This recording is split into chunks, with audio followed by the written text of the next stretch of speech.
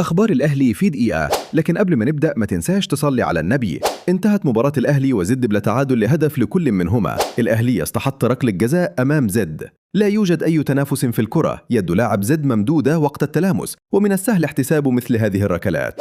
علي لطفي يفوز بجائزة أفضل لاعب في المباراة. أسامة حسني: احنا لينا ركلة جزاء، والحكم النهاردة كان غير موفق نهائي في المباراة. حتى حكم الفار محمد الشناوي عليه علامات استفهام كبيرة خالص. جدول ترتيب الدوري بعد خيبة اليوم.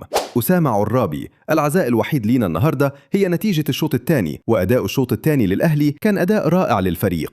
قناة الأهلي هي دي الروح اللي احنا محتاجينها، وهي دي المفروض تبقى عند الفريق كله. لو توروب هيكون الجاي زي آخر 50 دقيقة في المباراة، فأنا اشتريت منك. يا ستوروب، شيء يدعو للدهشة ويجنن إننا ما ناخدش غير نقطة النهاردة. لو بصيت على الماتش والإحصائيات، عملنا 22 محاولة على المرمى. توروب، أوعدكم إن الماتش الجاي هنلعب بنفس الأداء والروح اللي لعبنا بيها في آخر 30 دقيقة، وأوعدكم إن مش هيتكرر تاني إننا نضيع كم الفرص دي.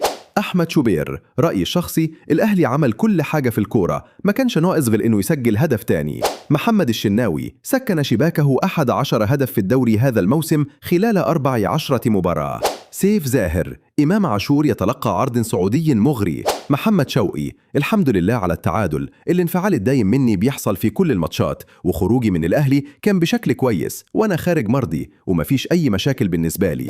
علي لطفي: الحمد لله على التعادل، كنا بنتمنى ناخد ال3 بونت النهاردة عشان نقدر ننافس مع ال7 فرق. في النهاية ما تنساش تصلي على النبي.